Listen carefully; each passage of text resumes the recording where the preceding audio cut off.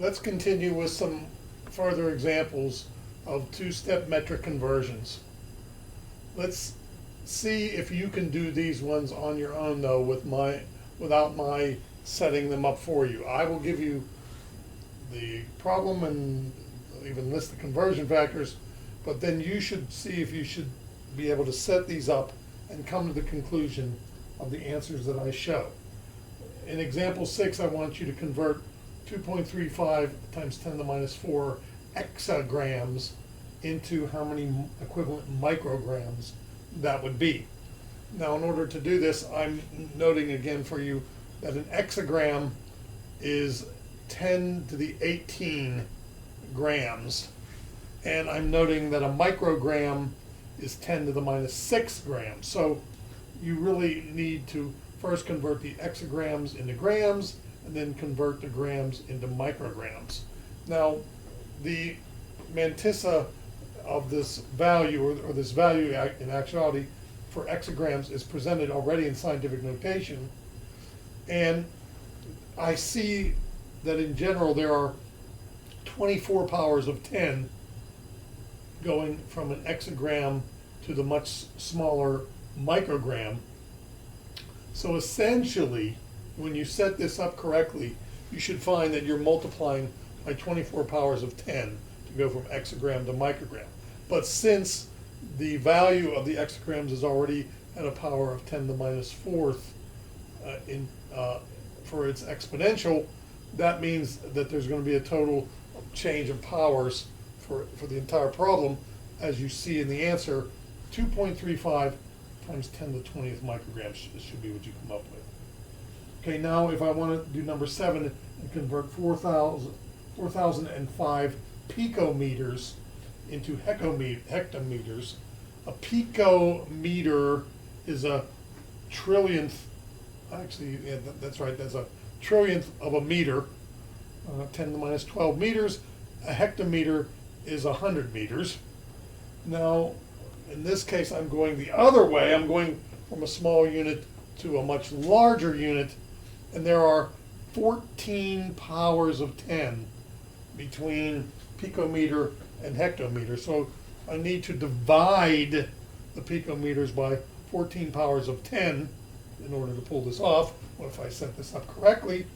But there's already 3 powers of 10 in the picometer value, so that means that if I express the answer in scientific notation, it'd be 14 minus 3, or 10 to the minus, scratch that really, 3 minus 14 was what I would end up doing with the exponentials there. And you should see this when you set it up, that the answer should be 4.005 times 10 to the minus 11 hectometers. Then the final example I give you here is going between deciseconds to femtoseconds. I have a 3.3 times 10 to the minus 9, or 3.3 billionths of a decisecond going to femtoseconds. Now, if I just analyze the powers of 10 here, to get from deciseconds to seconds, I'm going to have to divide that value by 10. So if I stopped at seconds, it would be 3.3 times 10 to the minus 10 seconds. But now if I want to convert the seconds into femtoseconds, I would again have to divide by that conversion factor. So I'd be dividing that 10 to the minus 10 by 10 to the minus 15, which means I would take my 10 to the minus 10 plus 15 in exponential powers. So when I do that conversion, I should end up with 3.3 times 10 to the 5th femtoseconds. Now, you might not be able to do it in your head, and I don't expect that you should be able to, but I would expect that if you set it up on paper, you can come to the same conclusion that I came to.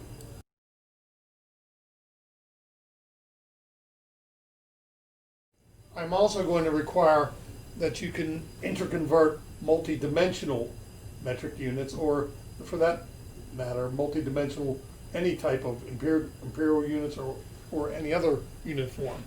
Now, just as an example of the origin of the multi-dimensional unit, let's consider the first example on the left, where I have an 8 meter by 8 meter square, and I want to calculate its area. And of course, area by definition is length times width. And so I would take my 8-meter length times my 8-meter width, and of course multiplying 8 times 8 gives me 64. But not only do I do that when multiplying the numerics together, I multiply the dimensions together.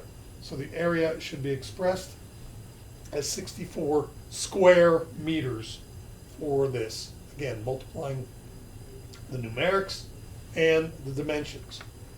Same is to be said for the example on the right, which is to find the volume of a cube that has 8 meters on each side.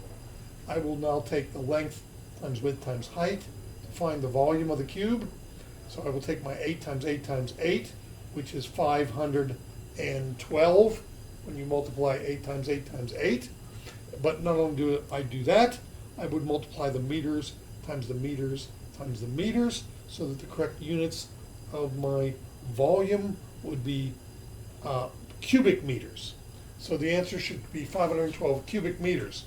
Now, as a matter of interest for those that are fans of measurement, the measurements of length, width, and height in the cube are given to 2 digits of accuracy. When you calculate the volume of the cube, technically then you're only allowed to express the volume of the cube to 2 digits of accuracy. So underneath the 512 cubic meters, I show really the correct way in which you should express the volume of this cube to 2 digits of measured accuracy.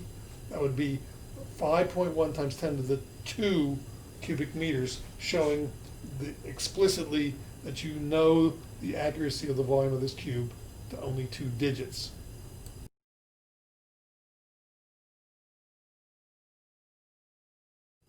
So let's look at the example of converting 64 square meters into how many square centimeters that would be equivalent to. So I'm going to take my square from the previous slide and change it from square meters into square centimeters. Well, the centa prefix, as we recall, means 1 times 10 to the minus 2 meters. Now, so I will proceed as I did before, eliminating the meter unit and changing it into centimeter unit. So I would line this conversion factor up so that it is in the meter part of it is in the denominator, which puts the centimeter part of it in the numerator. But notice, one application of this conversion factor will only cancel 1 power of 10 of the meter. I need to apply this conversion factor twice. Divide by 1 times 10 to the minus 2 twice in order to eliminate units of meter times meter. Now what that does is put 2 powers of centimeter in the numerator, and when they multiply together, that will give the answer in centimeter squared. So I will take checking my dimensionality, the units work out correctly, so I'll take my 64 times 1, divide by 1 times 10 to the minus 2, divide by 1 times 10 to the minus 2, and that will give me 6.4 times 10 to the 5 square centimeters. Now again, you have to be careful entering those conversion factors in your calculator. Make sure you enter them in correctly so that either use engineering exponential or parentheses with the powers of 10, depending on what you prefer to do. Make sure you check this out, make sure your calculator gives the same answer. Now the other thing I want to point out to you though is I don't really need to apply the conversion factor twice. I can square the conversion factor and then just apply it in one fell swoop. So under the blue statement there, notice I'm taking the left-hand side of the conversion factor times itself, and I'm taking the right-hand side of the conversion factor itself. So if 1 centimeter is 1 times 10 to the minus 2 meters, 1 times 1 centimeter squared is 1 times 10 to the minus 2 times 1 times 10 to the minus 2 meters squared, or 1 square centimeter is 1 times 10 to the minus 4 square meters. When I apply that in the conversion, I only need 1 conversion factor because there 2 powers of meters are eliminated by application of this single conversion factor. Now notice, of course, when I line up the 10 to the minus 4 square meters in the denominator, that puts the 1 square centimeter in the numerator. Dimensionally, everything correctly cancels, and of course I get the same answer that I would have gotten by applying the one-dimensional meter to centimeter conversion factor twice. Here I'm applying the two-dimensional meter to centimeter conversion factor once.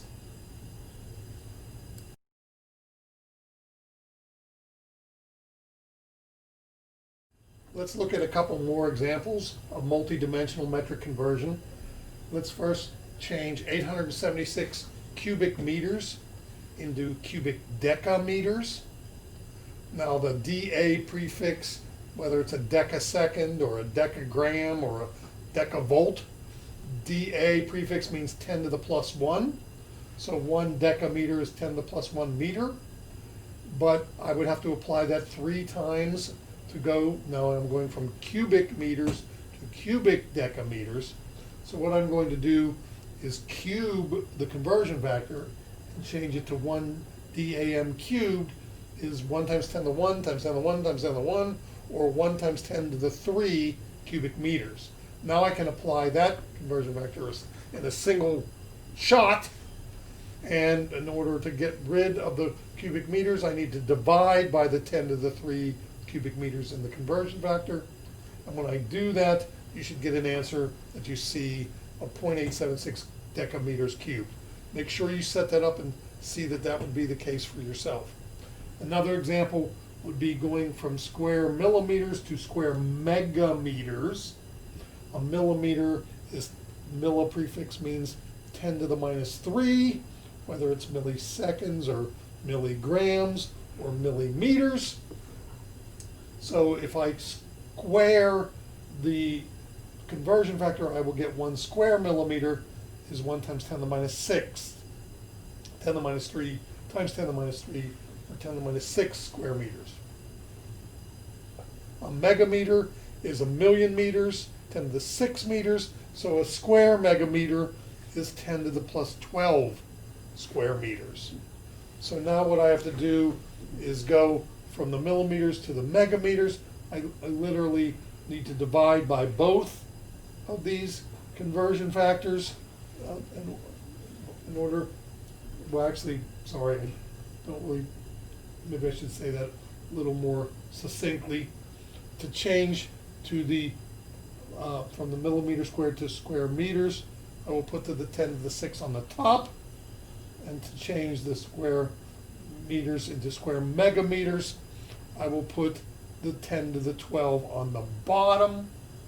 So that would mean I'm going to change by 18 negative powers of 10 when I hit it with that conversion factor. And since there's already 4 negative powers of 10 in the value of the square millimeters, that's going to line up and end up being, as shown there, 1.92 times 10 to the minus 22 megameters squared is the result of the conversion. Make sure you can line that up and see how that comes out.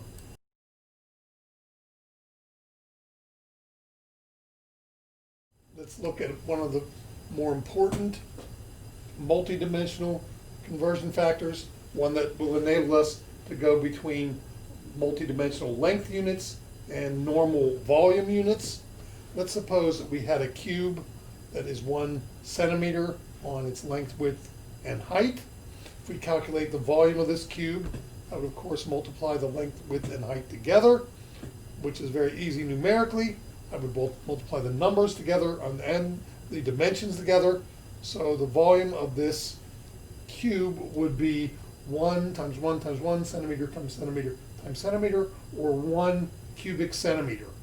Now interestingly, by definition, metric units are designed so that a cubic centimeter is exactly equivalent to a milliliter.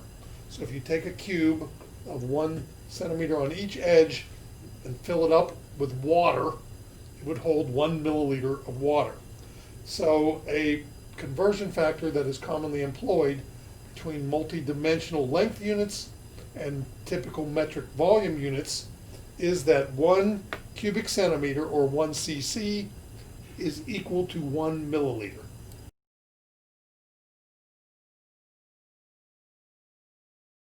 Let's look at the concept of this multidimensional length unit to find out if we have a cubic meter of volume, how many liters of volume that cubic meter will hold. Now remember, a meter is a little bit more than a yard. 39.37 inches is a meter. So now if I make a cube of this meter, the length, width, and height, and start filling it up with water, how many liters of water will it take to fill up this cubic meter? Well, I need some conversion factors to go from cubic meters to liters. Well, one conversion factor that I can use is the fact that the cubic centimeter is a milliliter.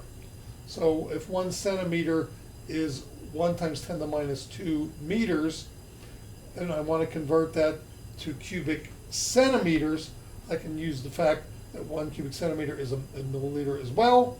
And milliliters, the prefix I can use to convert between liters and milliliters, is the fact that 1 milliliter is 1 times 10 to the minus 3 liters. So I'm going to, in actuality, have to apply all 3 of these conversion factors that you see there.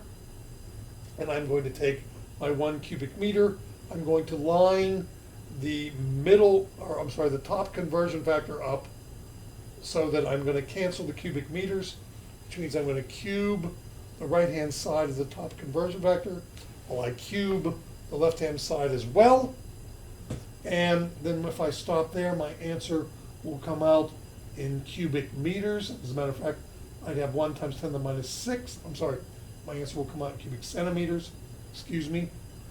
And if I would stop there, my answer would be 1 times 10 to the 6th cubic centimeters.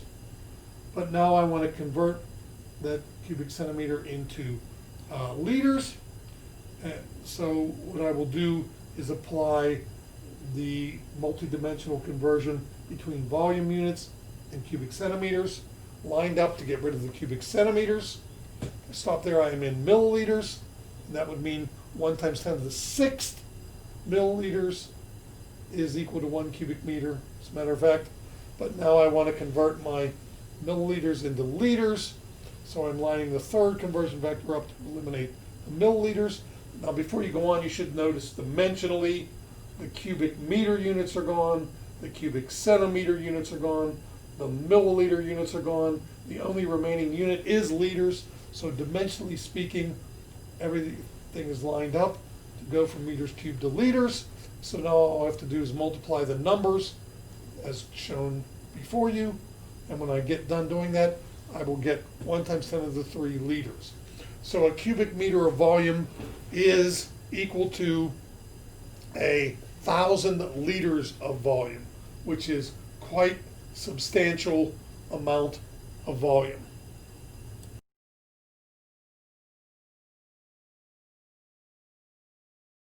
Let's look at some examples of interconverting between English, or the so-called imperial units, and metric units. Now remember, one reason we talked about last time as to why metric units are preferred, the main reason for their preference is that they are a rational unit system compared to the English or imperial system being an irrational unit system. Now, what we meant by a rational unit system was that the metric system is decimally based, meaning all units in the metric system can be interconverted by multiplying or dividing by powers of 10, which means all units in the metric system can be interconverted by either moving the decimal point left or right, and that's all you have to do. The numeric quantity of the number in any of the metric units is the same as it is in any other metric unit. The decimal point is simply sliding left or right depending on your choice of metric unit. This is not the case the English or imperial unit system. For instance, I can always tell you that if I want to go from inches to miles, I have to divide the inches by 12 to change them into feet, and I have to divide the feet by 5,280 to change them into miles. So this is an irrational unit conversion, which is going to not only change the value of the numeric form, but also whack the significance of it such that you might take a rational value changed into an irrational value when you're done. Okay, now you certainly live in the United States, so you should know the conversion factors of inches into feet and yards into feet and feet into miles. These are things you should know living in this country. Now, what I will say though is you should also know metric to metric conversions, at least the ones I gave you. I last time showed you a slide of prefixes that I want you to know the values for, know the decimal equivalents for, the power of 10 equivalent for. You should know that a kilometer is 10 to the 3 meters. You should know that a microgram is 10 to the minus 6 grams. You need to know these things because we're going to use them frequently. However, the English to metric conversion factors, I don't expect that you know. I don't expect that you know that 1 pound is 454 grams. I don't expect you to know that 1 quart is 946 milliliters. I don't expect you to know 1 inch is 2.54 centimeters. I would give you these values if you need to use them. So you should, off the top of your head, be able to recall any of the metric to metric conversions you need. You should, off the top of your head, be able to recall any imperial or English to English conversions that you need. I would supply you with any English to metric conversions that you might happen to use.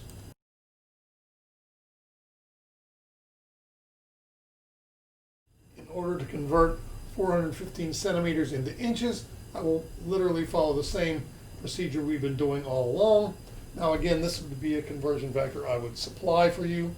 The fact that in an inch, there's 2.54 centimeters. So what I would do is line up the centimeter value of that conversion factor to eliminate centimeters from the question I'm asking.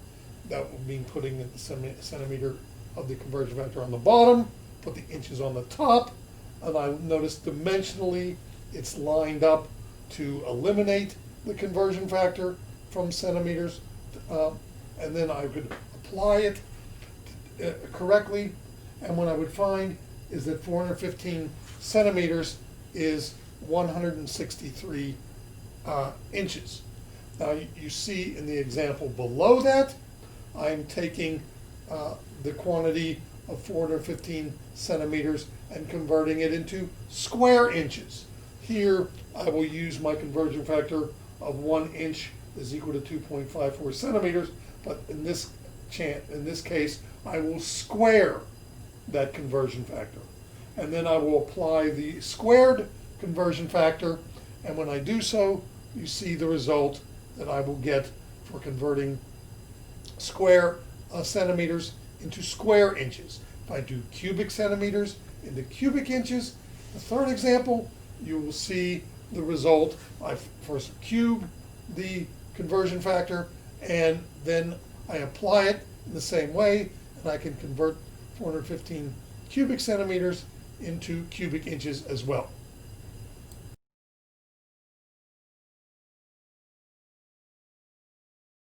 Let's look at converting 3 ounces into milligrams. Now, this is one of the weirdnesses of the English system. There are fluid ounces, which are usually marked FLOZ, and there is weight ounces. And these happen to be the weight ounces that I'm interconverting here. So I want to convert 3.0 weight ounces into milligrams. I would give you a conversion factor of how to jump between the English and metric systems, and I happen to give you that 1 pound is 454 grams. Now that doesn't get you directly between ounces and milligrams. It only gets you between pounds and grams. So I need to convert my pounds into ounces. And you should know that a pound is 16 weight ounces. And you should also know from the milli prefix that a milligram is 10 to the minus 3 grams. So what I'm going to do is begin with my 3 ounces.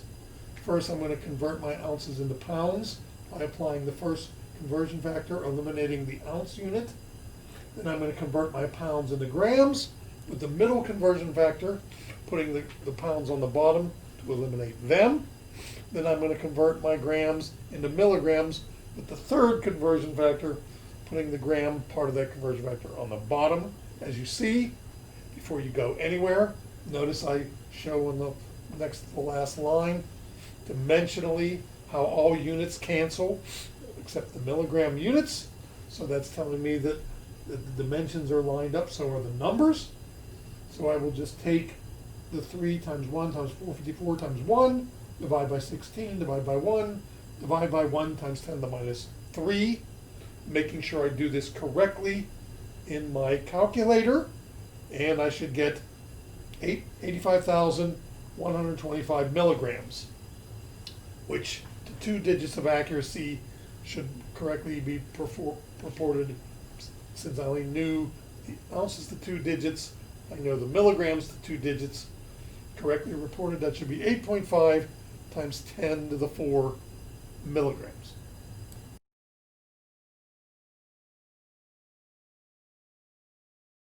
Let's look at the interconversion of 21 cubic meters into the equivalent number of cubic feet. Okay, again, I would have to have some jump across point between the imperial, and metric system. And what I've given there is that 1 inch is 2.54 centimeters. So what I'm going to have to be able to do is to take my meters to centimeters, and I'm going to have to be able to take my inches to feet. But more importantly, I'm going to have to be able to take my cubic inches into cubic centimeters. I'm going to have to be able to take my cubic centimeters into cubic meters, and my cubic feet into cubic inches.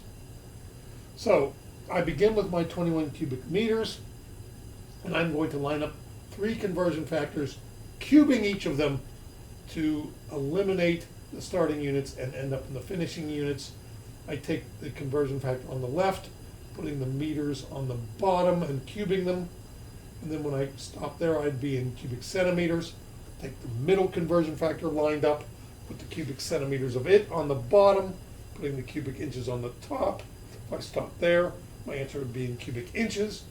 So I'm asked to put the answer into cubic feet, so I use the third conversion factor, eliminating the cubic inches by lining the right-hand side of that conversion factor up in the denominator, putting cubic feet on the top. Now dimensionally, before we go anywhere, at the bottom, or the next to the last part, you'll notice I'm showing a cancellation of my cubic meters, cubic centimeters, cubic inches. The answer will come out in units of cubic feet. Now, I have taken all the numbers, multiplied the 21 times 1 times 1 times 1, but you'll notice I'm dividing by 1 times 10 to the minus 2 cubed, I'm dividing by 2.54 cubed, and I'm dividing by 12 cubed, and you would get the numbers that you see in the denominators of the next to the last line. So when I combine all these numbers together, I should get 742 cubic feet. Now, again, as a little bit of point of interest to those of you who are fans of significance of measurement, the measurement of cubic meters was given to 2 digits of accuracy. I'm technically, therefore, only allowed to report the cubic feet to 2 units of accuracy, and correctly doing that, I would write it as 7.4 times 10 to the 2 cubic feet.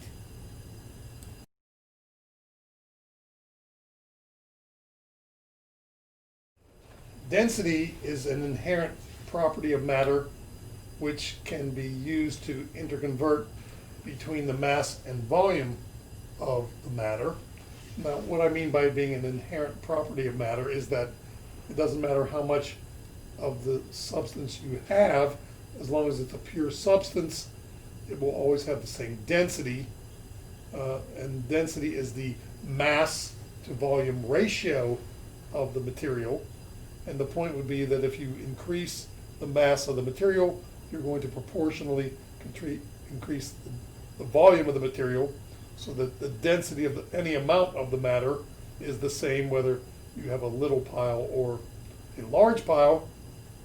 So being an inherent property of matter, we can use it to determine in some way, if we have some unknown amount of matter, we happen to know the density of it, we can refer to known densities of certain types of matter and decide if it happens to fit the category of one of our particular forms of matter of interest.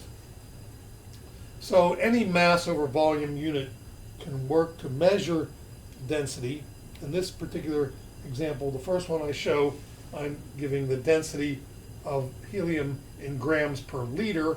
Of course, we all know what a liter bottle of something looks like. If we would fill that liter bottle all the way full with helium gas, it would, at normal temperatures and pressure situations, would have a mass of helium in the flask of 0.16 grams. So if I happen to have 4.75 liters of helium and wanted to know how much it weighed, I could line the conversion factor of 0.16 gram per liter up in a way to eliminate the liter unit and give my answer in mass units. And so I will line it up with the liters of the density on the bottom, canceling the liters of the volume of the helium I have. So that would mean I'm going to multiply essentially by the density. Notice the liter units cancel. My answer will come out in gram units. So I will take my 4.75 times 0.16, and that will give me 0.76 grams of helium present in 4.75 liters. On my second example, I discussed the density of iron. Now this is a much more dense material.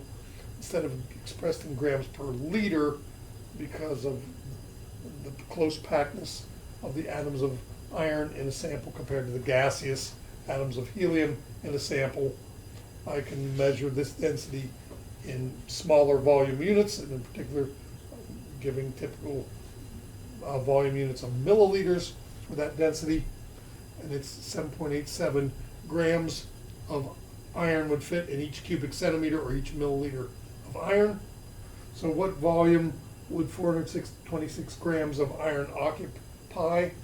Well, I'm going to again use the conversion factor here of 7.87 gram per milliliter, lined up to eliminate my gram units, which is essentially saying divide by the density of the iron, canceling the gram units, leaving me an answers of milliliter units, and I find 54.1 milliliters of iron are what it would weigh if I had 426.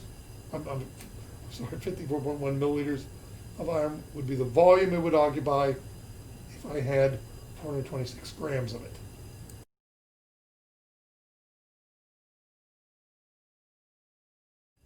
All right, let's look at another conversion problem involving the density, but this time let's suppose I have an object that weighs 12.5 kilograms, and I know its density, but I know its density as 8.61 gram per milliliter, and I want to know the volume that this object occupies in centiliters.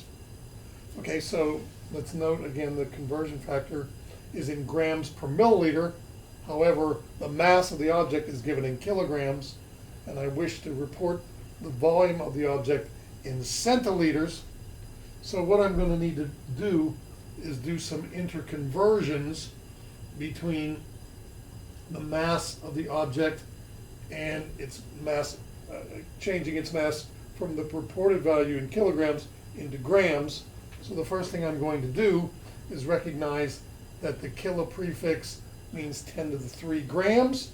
So I'm going to take my 12.5 kilograms and first convert it into grams by multiplying by 10 to the 3 grams per kilogram, giving me essentially a 12,500 grams of mass, or 1.25 times 10 to the 4th grams in the 12.5 kilograms. Now what I'm going to do is use the density to convert the grams of mass using the density into milliliters of volume.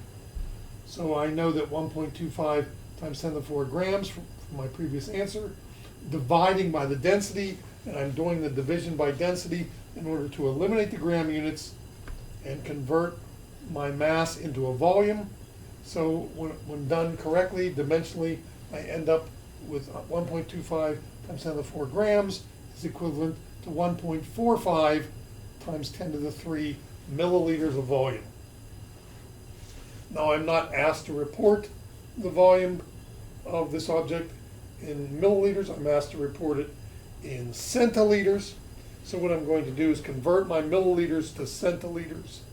You might be smart enough to know that there are 10 milliliters in a centiliter, but if you don't know that strictly from the conversion factor values, I can take the milliliters to liters and then take the liters to centiliters. So that's how I'm lining up the two conversion factors that I'm applying.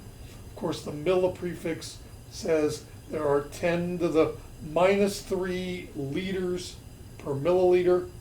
The centi prefix says there are 10 to the minus 2 liters per centiliter. So I'm going to line up those two conversion factors correctly to eliminate the milliliter units and end me up in centiliter units. And I do that on the bottom conversion that you see on the slide. That's how I would line those up correctly. And so that my 1.45 times 10 to the 3 milliliters is 1.45 or 145 or 1.45 times 10 to the 2 or 145 centiliters.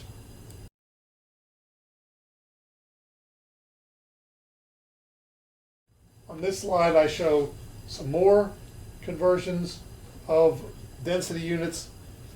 Interestingly, on this example, what I want to do is convert density units of one form into density units of another form. I'm going to change the presented value of grams per milliliter into kilograms per liter. Now there's an interesting result which occurs when I do this, so let's follow through how I would do this, because there's also something else this problem is demonstrating. This is the first time we're going to interconvert units in the numerator and the denominator simultaneously. So to convert the grams into kilograms, I have to take the kilo prefix and note that 10 to the 3 grams is what I would get for the equivalence of a kilogram. And then I need to convert my milliliters into liters. The milli prefix means 10 to the minus 3 liters per milliliter. So now I need to take these two conversion factors lined up appropriately on the 20.8 gram per milliliter in order to convert the grams into kilograms, convert the milliliters into liters. This means eliminating the gram from the numerator, so the kilogram part of that, the kilogram conversion factor has to put its gram value in the denominator. So I'm lining it up to do that. Then I want to eliminate the milliliters from the denominator, change those into liters. So in order to do that, I take the second conversion factor, and notice I put the milliliters in the numerator of the conversion factor in order to eliminate the milliliters that are in the original denominator. So before you put numbers into your calculator, you should dimensionally note that the milliliter units are gone, the gram units are gone, and the remaining units are kilogram per liter, as are supposed to be present in the answer. So if the units are dimensionally lined up correctly, of course that means the values are as well. So I'm going to take my 20.8 times 1 times 1, and I'm going to divide by 1 times 10 to the plus 3, and I'm going to divide by 1 times 10 to the minus 3.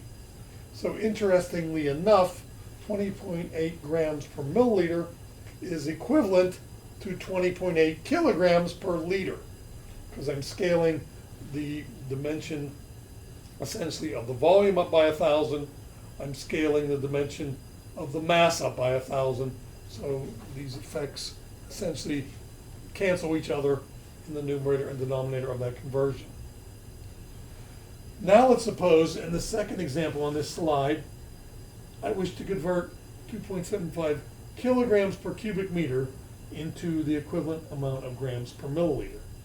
First thing I would like to point out to you is that the left-hand units, kilogram per cubic meter, technically these are the so-called SI units that you should use if you're presenting density.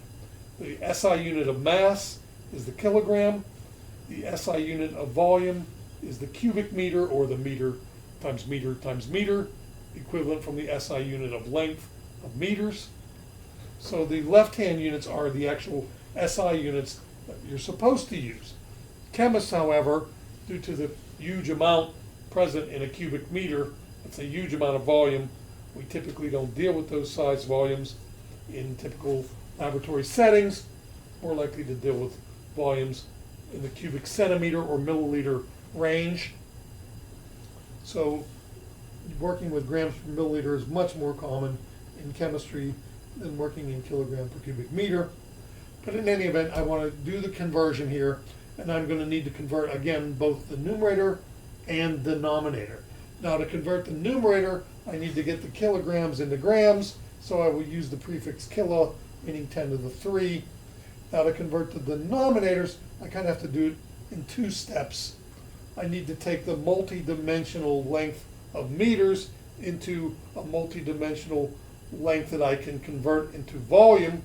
And I know the conversion between volume units is that 1 milliliter is a cubic centimeter. So what I really need to then do is first convert my cubic meters into cubic centimeters. Then I can convert my cubic centimeters directly into milliliters by their one-to-one relationship. So the bottom of the slide shows all conversion factors lined up appropriately. Notice I'm having to cube the meters to centimeters conversion factor in order to take cubic meters change the cubic meters into cubic centimeters. So that one conversion factor has to be cubed. And notice, dimensionally speaking, the kilogram units cancel, the cubic inch units cancel, the cubic centimeter units cancel. The only units that will remain after all the dimensions are checked are grams over milliliters, which are the units that I was asked to find in the answer. So since the units are lined up correctly, that means the numbers are lined up correctly. So now all I have to do is follow the math of the lined up numbers. I take the 2.75 times 1 times 10 to the 3, and I will multiply that by 1 times 10 to the minus 2 cubed times 1. And I'll divide by 1, 1, 1 cubed, and 1. I'll divide by a whole bunch of 1s. And when I'm done, I will see the 2.75 kilogram per cubic meter is 2.75 times 10 to the minus 3, or 0.00275 gram per milliliter.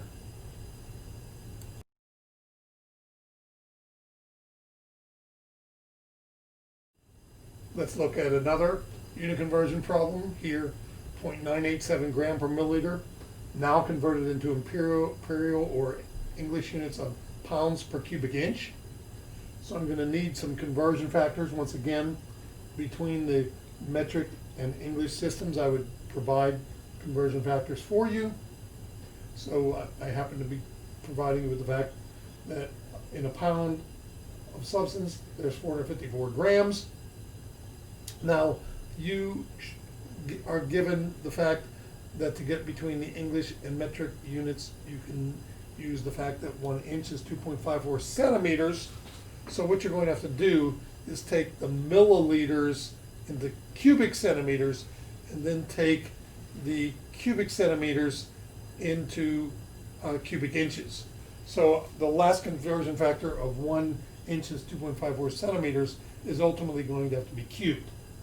So the bottom of the slide shows how to line up the 3 conversion factors to correctly eliminate the grams and change them to pounds, and eliminate the milliliters and change them into cubic inches. So you will see that I'm taking the first conversion factor, dividing by the gram values. And so if I stop there, the answer would be in pounds per milliliter. The next conversion factor is simply to change my milliliters to cubic centimeters so that I can use the jump across into cubic inches. So notice I'm lining the milliliter part of it on the numerator to eliminate the milliliters from the denominator of the original value. So if I stop there, my answer would be in pounds per cubic centimeter. But I'm now going to get rid of the cubic centimeters and change them into cubic inches by taking the right-hand side middle conversion factor and changing it by cubing that equation, 2.54 times 2.54 is 2.54 in the numerator, and I will change my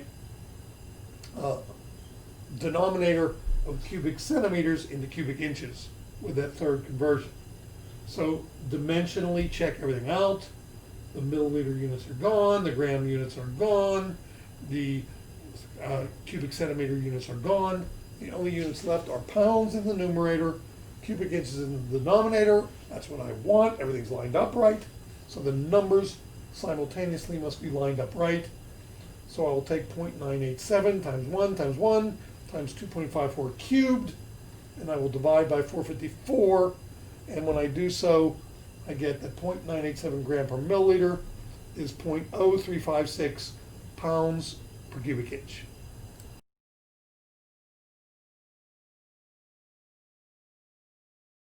Just a couple more of these. I know we're getting tired of them, but I want to give you plenty of examples to look at during the course of your preparation. Because of course there's going to be some of these for you to demonstrate your ability to me. So I want to take 32 pounds per square inch and convert that into grams per square centimeter, in case you would happen to want to know some quantity like this. So what I'm going to do is I'm going to take and use a conversion factor of the English to metric system of 1 pound is 454 grams and 1 inch is 2.54 centimeters. Now you'll notice I'm lining up the first conversion factor to eliminate the gram, to convert my pounds into grams, and I'm going to line up my volume units to eliminate my square inches and change them into square centimeters. So I'm going to eliminate the square inch values and change them into square centimeter values. And so when I do so, I notice my units are all lined up correctly.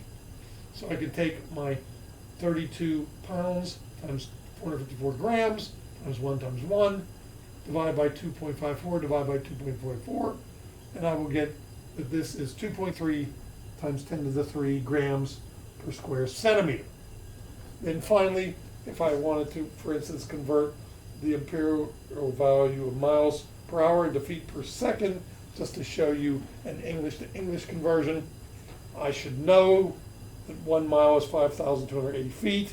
I should of course know that 1 hour is 60 minutes, and I should of course know that 1 minute is 60 seconds.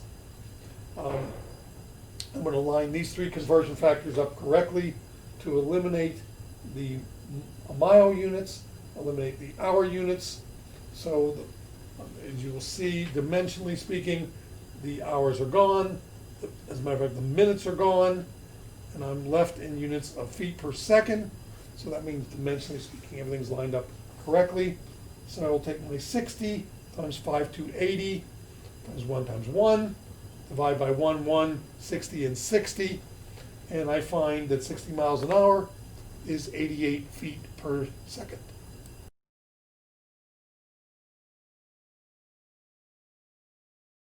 Okay, we're going to shift gears now, and what we're going to do is talk about the origins of chemistry, where chemistry came to be a mature science of study over the course of human history.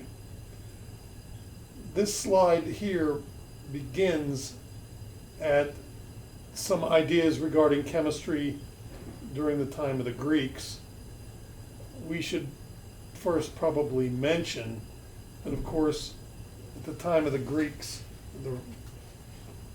some 300-400 years before the birth of Christ, does not mean that this is where any ideas towards chemistry begin. We should mention in passing probably the original endeavor of humans in chemistry was the harnessing of fire. Of course, energy was early on learned by humans that it could be useful for source of protection, warmth, light, all sorts of things, even cooking and transforming materials from one form into another. This was all accomplished by humans harnessing fire. And of course, fire being a chemical reaction.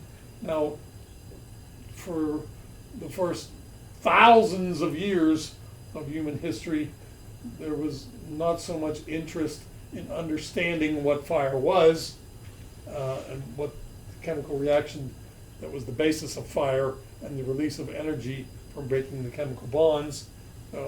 None of that was the point of doing the fire. The point of doing the fire was the utility of the energy generated in the fire, and as I mentioned, just keeping warm, lighting an area, using it for protection, warding off other enemies or animals of danger. And certainly it was learned probably pretty early on that the immense energy of a fire could be used to transform other materials such as clay into a more useful form by cooking it in the fire. Okay, so after the use of fire, humans learned how to chemically treat animal hides to preserve them, keep them from rotting, so that they could be worn or fashioned into a variety of useful materials. There was many other examples of humans using chemistry, maybe not so much for the point of understanding the fundamental nature of how the world around them was working, but more for their own benefit. So that was certainly the driving force during the early days of chemical history, we'll say. This continued on through the so-called Bronze Age and things of that sort, where humans were fashioning armor and weapons and also other devices, flat containers and things from mixtures of copper and tin, and later on the Iron Age, where people were taking iron ore out of the earth, smelting it to remove the oxygen to get elemental iron, and then fashioning the elemental iron into a wide variety of uses, including building materials, and again, weapons and things of that sort as well. But what we will then recognize is that after a long history of humans using chemistry only as a benefit to enhance their livelihood, eventually came the time when humans were curious, and of course they were curious all along, but more curious as to what was the nature of how matter was constructed. So interest developed during the Greek period, and when civilization was beginning to nurture and grow, and humans started keeping discourse and records of learning. So there was at that time interest in understanding the nature of matter. And so one of the earliest successful models of what matter was proposed by an individual by the name of Leucippus, who you can see lived almost 500 years before the birth of Christ. And his student who worked with him and learned from him and then also spread the word as well, that would be Democritus. These two individuals purported that matter was made ultimately of indivisible building blocks. So you could break matter down into what they called atomons, or this is a Greek word, atomon, which turns out to mean indivisible. So what you could do with all forms of matter, according to Democritus and Leucippus, was that you could ultimately break it down, and as you broke it down further and further, eventually you would end up at some indivisible building blocks. And these indivisible building blocks use the Greek word for indivisible that you see on the right at the top. And it's not surprising that if you abbreviate that word in any way, you end up with the word atom, which is the indivisible building block of matter that we now, of course, recognize in the science of chemistry. Okay, well, about 100 years after the time of Democritus and Leucippus, along comes Aristotle. And I'm sure you have heard the name Aristotle before. I'm sure your mom and them are familiar with Aristotle. Aristotle was a famous Greek philosopher, statesman, purported scientist, also literary, civics expert. He wrote extensively on philosophy, logic. He was one of the most renowned of all Greek scholars, along with Socrates. And Aristotle was very interested in the physical world, and he wrote extensively about chemistry and physics. And the main gist of Aristotle's thrust in chemistry is the so-called four-element theory. So Aristotle came up with what is known as the four-element theory, and the four-element theory is that all matter is composed of four elements, which is a Greek word of fundamental, of course that's where elementary comes from as well. So the elements of chemistry were the fundamentals of chemistry, and the fundamental materials of chemistry were air, fire, earth, and water. So the idea of Aristotle was that all matter was composed of air, fire, earth, and water. So these became known as the four elements: air, fire, earth, and water. He went so far as to show how the four elements could be combined in climatic conditions to give weather as a result. So, for instance, fire and earth meant when you combine them, there was a dry condition. Fire and air combined gave a hot condition. Air and water combined gave wetness, and water and earth combined to give the condition of cold.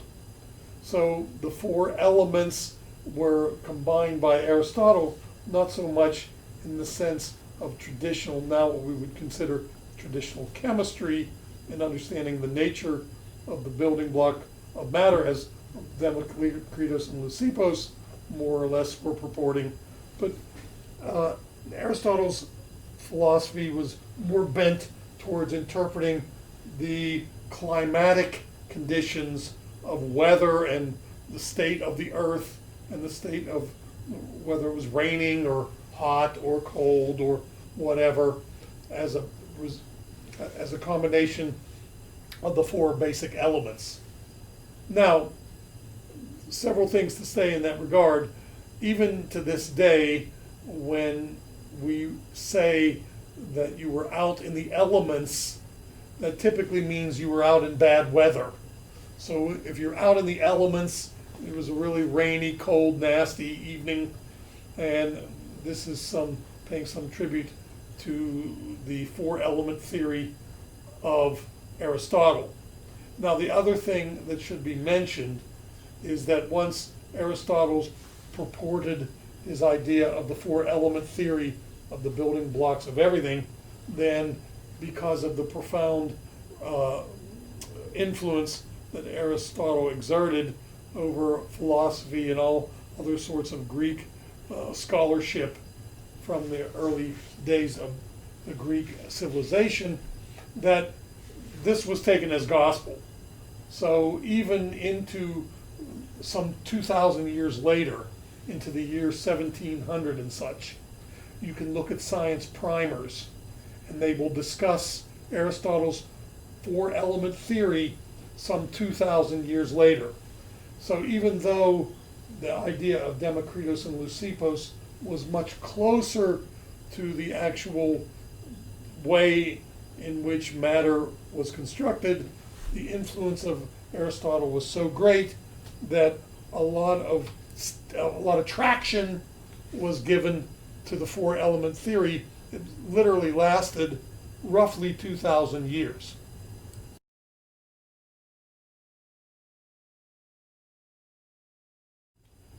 Let's fast forward from the time of Aristotle into a very lengthy period, again, a roughly 2,000 year period, that can be classified by the term alchemy in chemistry.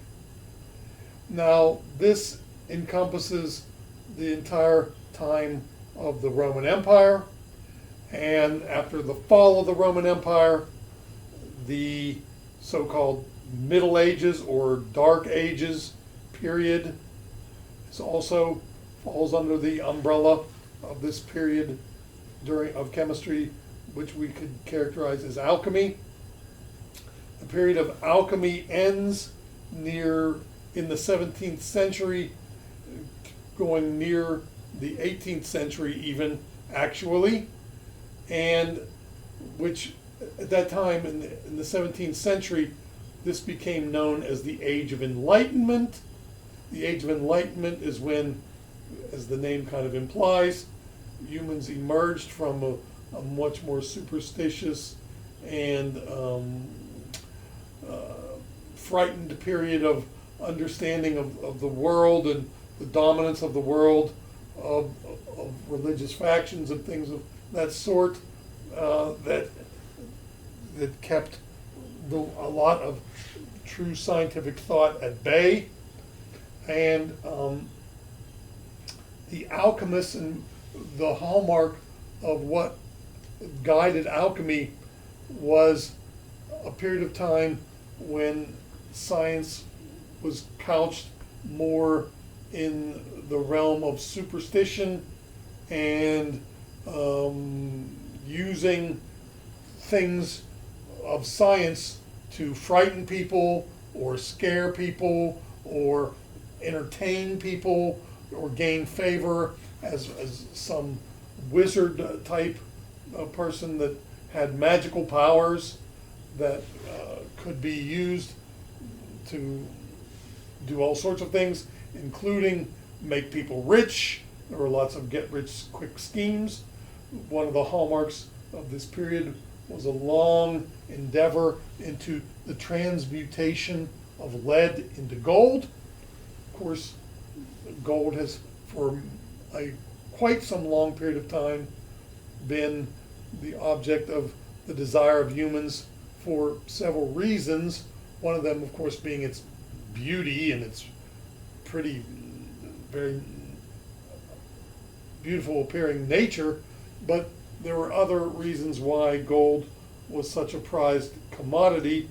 One of them being that it was very heavy and dense, and it was also very malleable, meaning you could work with gold and bend and shape it very readily. So you could shape it into ornate objects that were aesthetically pleasing and shiny.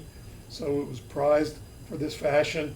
Another the reason gold was so popular is that it does not oxidize very easily.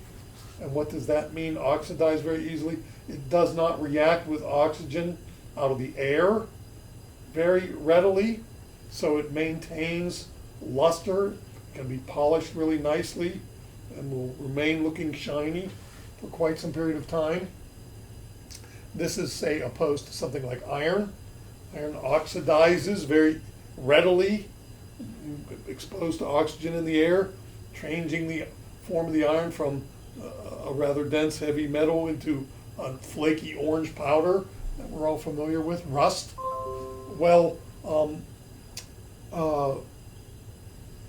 when we think of the idea of transmutating lead into gold, there was good reason to think that that they were closely related, because lead, much like gold, was very, very, very dense. A small amount of lead had a lot of weight to it, just like a small amount of gold had a lot of weight to it. Lead was also very malleable, like gold. You could bend and shape lead really easily. You could work it into ornate objects, like that's what pewter objects were formed. So it was easy to envision that it might be possible to change a piece of lead into gold. So there were lots of get-rich-quick schemes and hustlers out there that would tell people that they could do such things during this particular period. This was also a period where a lot of individuals would travel from fiefdom to fiefdom to local communities, where they would give displays of things that they could mix some concoctions together, make them flash, make them burn, to scare people and frighten people and entertain people. So there were wizards, if you like, that would use chemistry not so much to understand how the world worked, but more so to gain favor or power or some sort of control over people by claiming to be people that had skills that normal humans didn't possess because of some rudimentary knowledge of chemical reactions that they could pull off during this period. So what we can mostly then conclude, believe me, we could spend an entire semester talking about this period of chemistry and the things that went on during this period, but what we can conclude is that along with the times when humans were not so much interested in understanding the way the world around them worked, humans hid behind superstition and a lot of religious information that kept them suppressed in many regards. And so there was lots of use of chemistry during this period, not so much, again, to understand the world, but to gain favor or power or monetary gain. There wasn't any real desire to understand what was going on, except to just use the chemistry in order to gain some sort of edge on other people.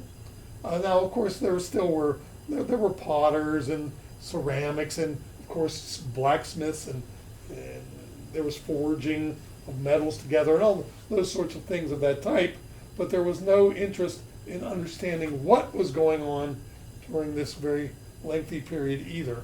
So after this lengthy period of time where people weren't so interested in what was going on, finally we emerge, as we head toward the 1700s, into what was known as the Age of Enlightenment, where humans now were much more interested and concerned with there was much more communication and written discourse between people, so there was more of a sharing of information as to how things around them worked.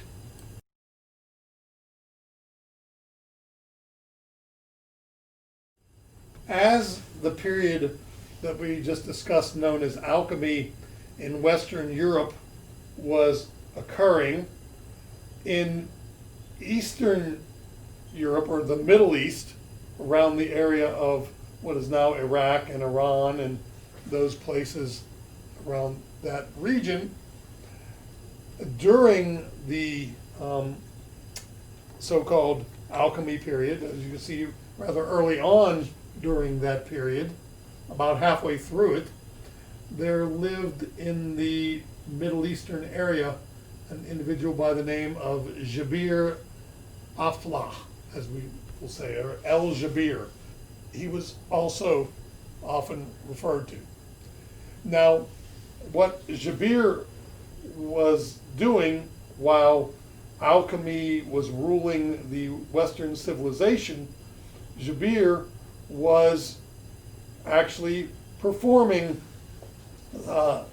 in the area of science a fundamental understanding of how chemistry and how matter could be combined with other matter to form chemical transformations.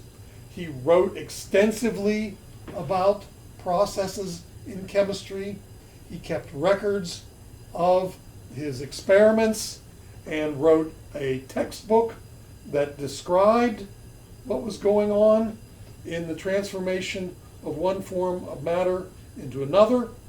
So Jabir should be credited as being the first individual to actually academically study the properties of matter and to write extensively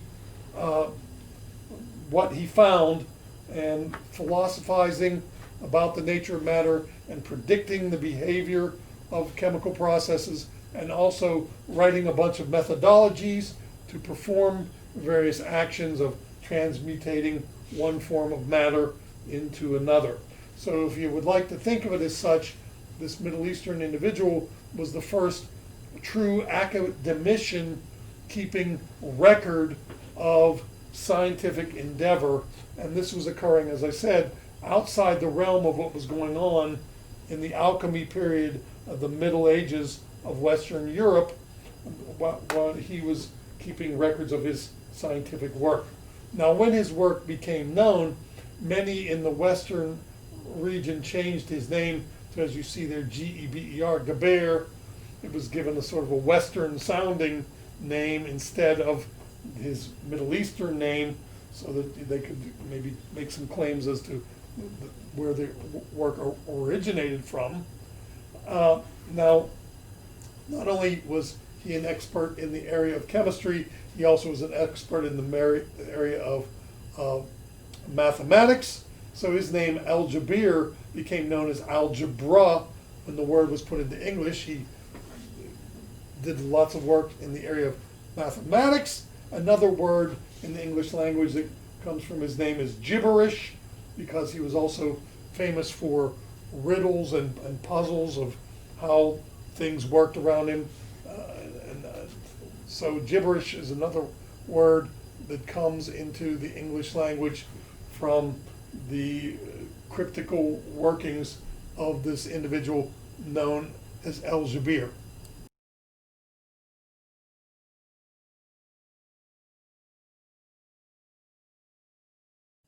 So let's now return to Western Europe, and let's discuss the contributions of this individual, Antoine Léon Lavoisier.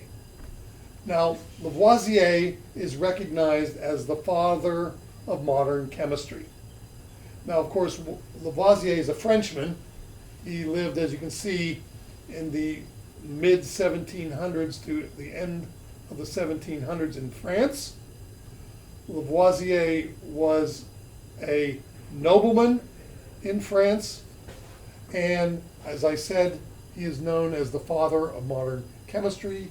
You will see his name prominently displayed in most modern chemistry textbooks as the individual who brought written discourse and an understanding and a written treatise and study of chemistry that was translated from French into German into English and used as the foundation in the early universities to formalize the study of chemistry as a mature science in the Western society.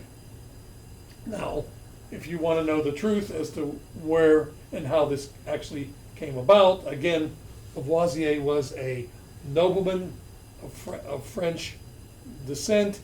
He had, being a nobleman, he had a lot of leisure time at his hands to concern himself with other things besides just being a rich dude.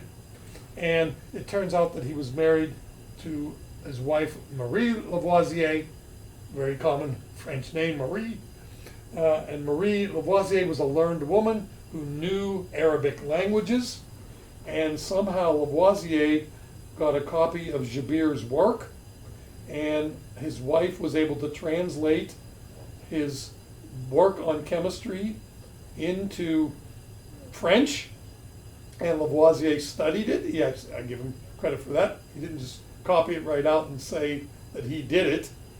They translated Jabir's work, and the basis of Lavoisier's book is really the translation of Jabir's work. So I will give him credit. He did not just translate the book and then put his name on it.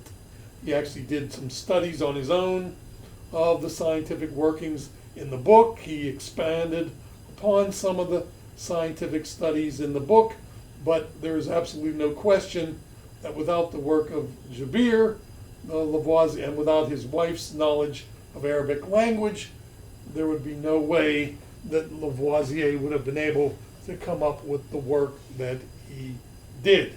Now, it's really kind of ironic, though. All the textbooks in various college books that you will look in, with the name Lavoisier in it, make very little mention of this borrowing of the work of Jabir that was done by Lavoisier in order to become this revered individual, establishing modern chemistry in Western society. Now, I will say, though, that in a certain regard, Jabir got his revenge out of this, because Lavoisier was a French nobleman, and the period of time in which he lived was right after the American Revolution. The French overthrew the tyranny of their noble system, and Lavoisier was one of the noble people that was a victim of the French Revolution.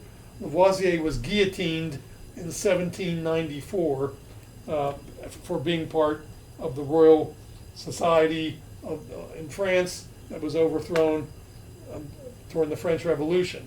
So he was the father of modern chemistry. He did kind of borrow his work from Jabir, and it ended up that even though he had the leisure time to endeavor in the study of chemistry, ultimately, during the overthrow of the tyranny of the French society, it cost him his life.